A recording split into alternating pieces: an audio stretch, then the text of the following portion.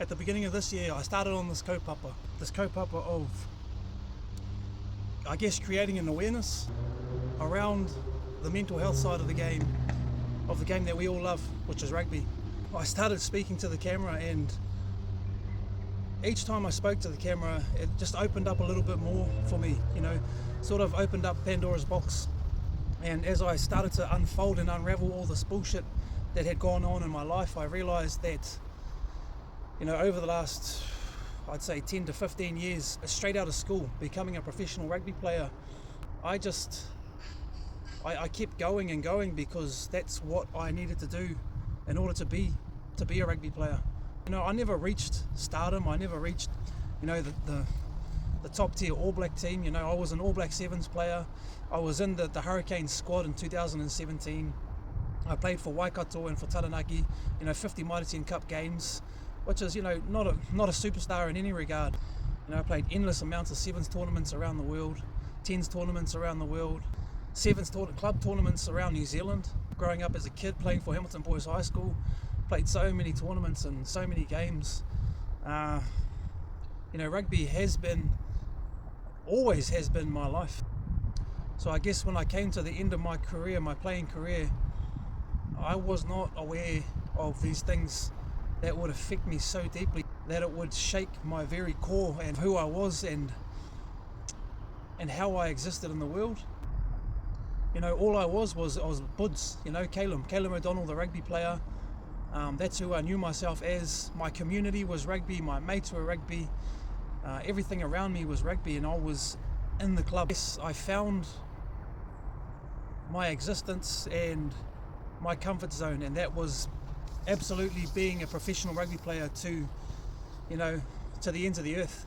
And I gave rugby my everything, and there was no plan B. My whole philosophy was, and it's pretty stupid, you have plan B, plan A never works.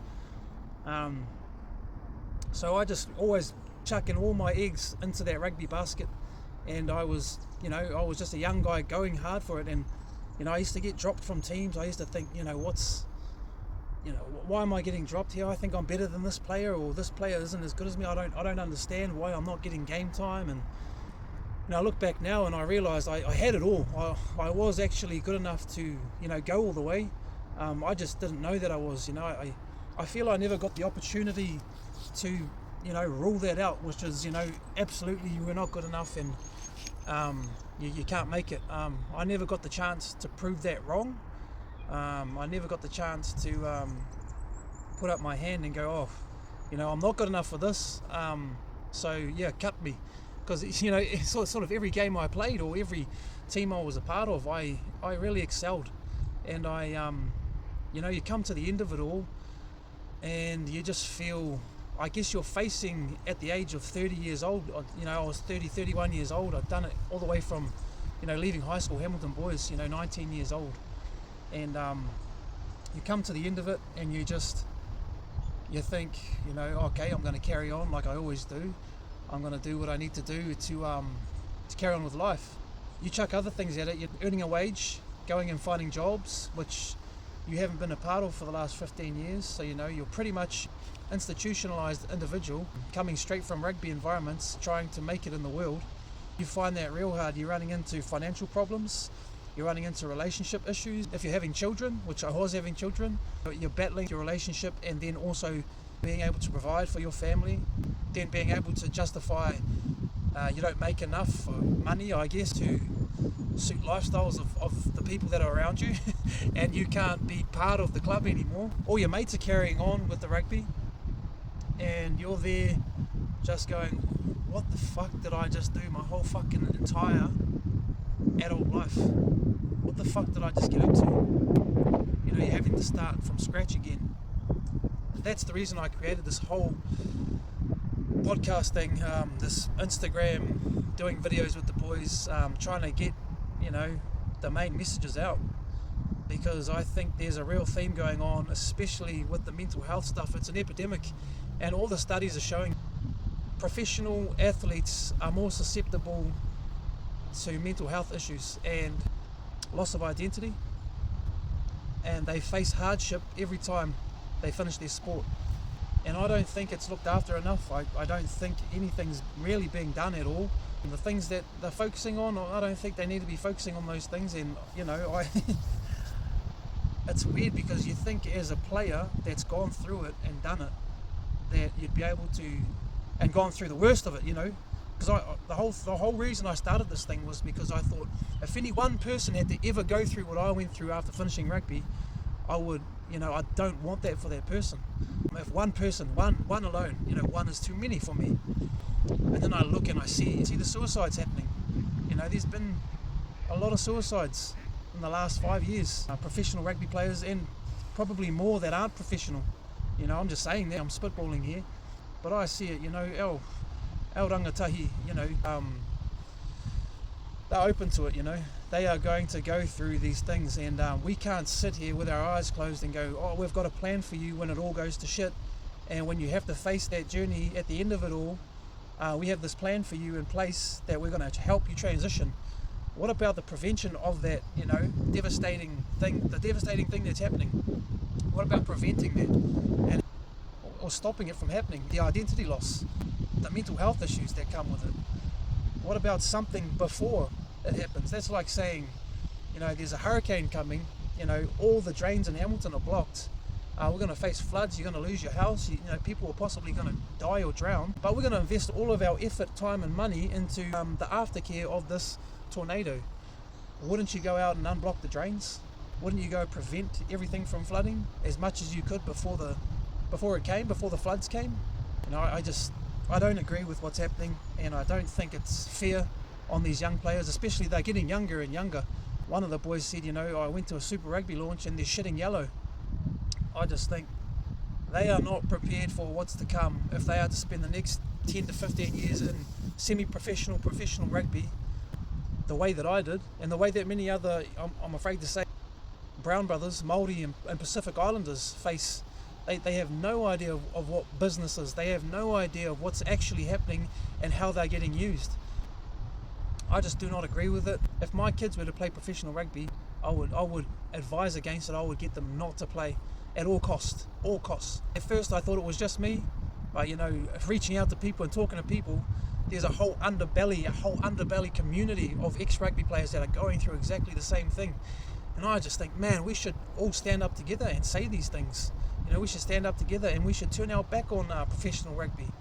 The money has taken the money out of the game, and the businesses that run our young people into the ground, they run them and use them for their talents and their gifts. They don't care at the end of the day. They push you to the side, they silence you, they pacify you. They don't care about, they don't have mana like we did in the 80s, the 90s, the early 2000s. That mana's gone. And it's sad. It's sad because this beautiful game that we love, and we want to keep playing it, we want to keep our kids involved. But all I see is fakeness when I look at professional rugby now. It's just fake to me. And I'm sorry I'm saying this, because there's so many players I still look up to, I still love. And there's nothing wrong with the players. It's the organisations that run these players, these people, these children of ours. They take the dream and they've warped it. They've warped it into their own sick thing that's a money machine that is there to do whatever they please. That's the whole reason I started this kaupapa, the whole reason I started these chats, and it's coming to the end of the year now, and there's a lot of main themes that have been consistent through every player and every ex-player, every current player that I've spoken to, on my videos and not. But there's definitely a lot of injustices, and there's definitely a lot of people that need to be made accountable for their actions, and they're not accountable at all, and they're affecting people's lives immensely. I don't know how much of this rugby player gypsy thing I can keep up. I'm still involved in the game. I'm still coaching, still training hard, because it's part of my identity and who I am.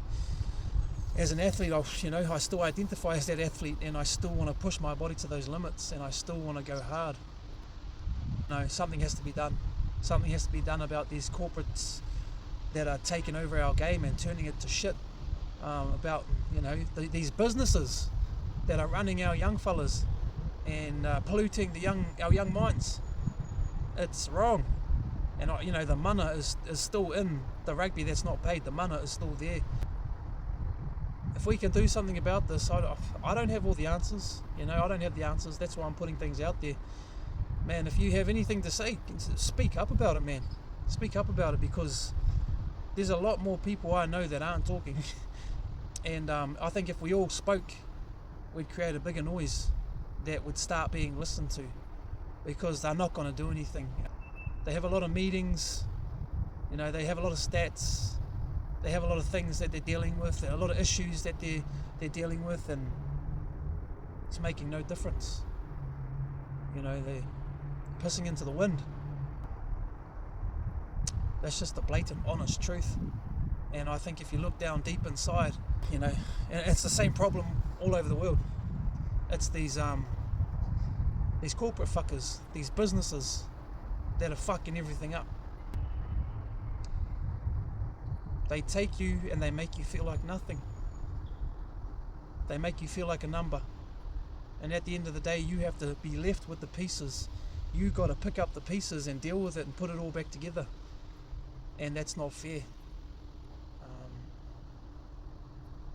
If we are to move forward, we've got to deal with it. The issues have to be dealt with. The issues have got to be addressed. And that's all I've got to say tonight. And yeah, Rugby Player Gypsy out. Sure. Fuck it now.